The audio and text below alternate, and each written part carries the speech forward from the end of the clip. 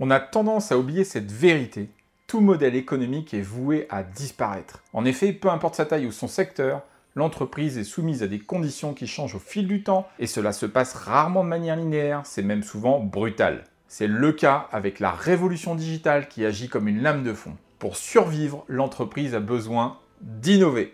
Bonjour, je m'appelle Sébastien et je suis très heureux de vous retrouver dans cette nouvelle vidéo consacrée à l'innovation. Et restez bien jusqu'au bout car je vous ai préparé une histoire inspirante sur nos réactions face à l'innovation radicale. Mais avant de découvrir cette histoire, je vous propose de suivre le conseil d'un célèbre innovateur, Léonard de Vinci. Et ce conseil, c'est « Va prendre tes leçons dans la nature ».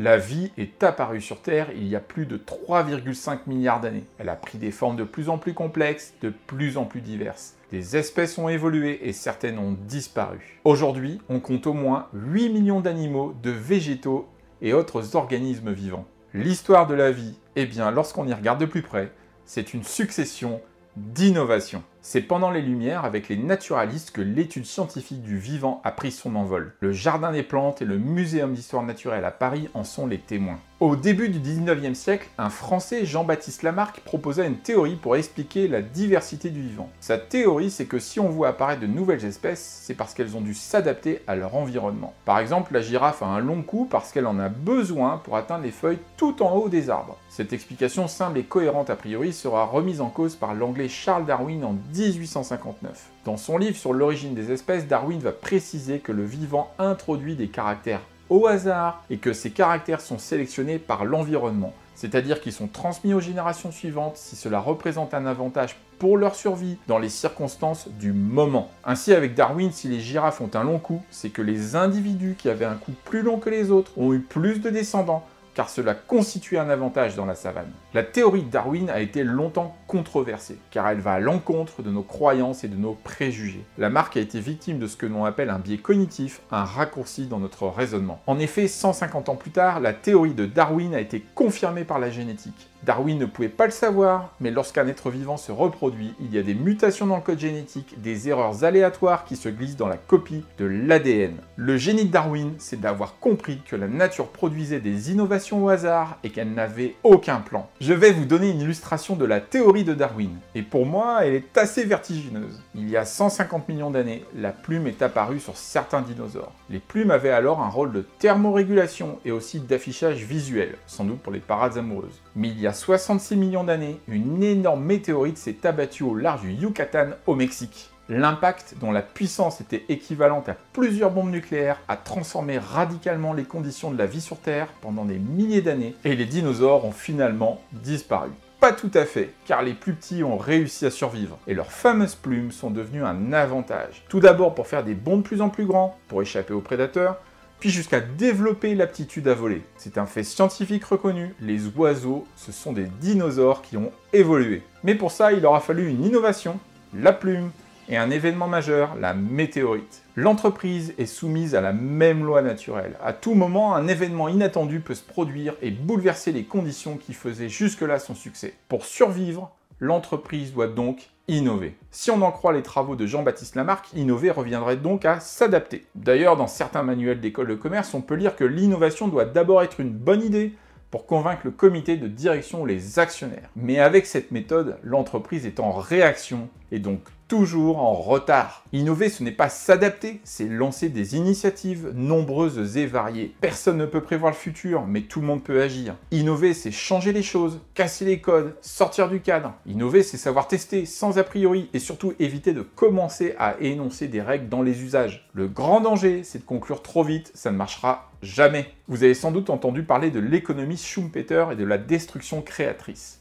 L'économie se renouvelle par des innovations qui rendent obsolètes les précédentes. Certaines vont même jusqu'à inventer un nouveau marché, de nouveaux besoins. Cette théorie de la disruption, c'est l'exacte application de la sélection naturelle de Darwin en économie. Les entreprises les plus innovantes sont celles dont la culture donne une place centrale à la liberté d'action pour donner vie aux idées. Car rappelez-vous qu'à tout moment, l'environnement peut changer de manière brutale, comme la météorite avec les dinosaures. Si votre approche est celle de Darwin, alors vous avez peut-être sur les étagères le produit ou le service qui va faire la différence et vous sauver de la banqueroute. Saviez-vous qu'il se revendiquait publiquement de Darwin? c'était Steve Jobs. Lorsqu'il a introduit l'iPhone en 2007, il a déclaré que cet objet allait changer le monde car il savait que des milliers de programmeurs allaient s'en emparer et diffuser leur création sur l'App Store. Mais il était incapable de nous décrire le monde qui allait advenir et quelle application allait surpasser les autres. Avec l'iPhone, Steve Jobs avait pour ainsi dire trouvé sa plume des dinosaures.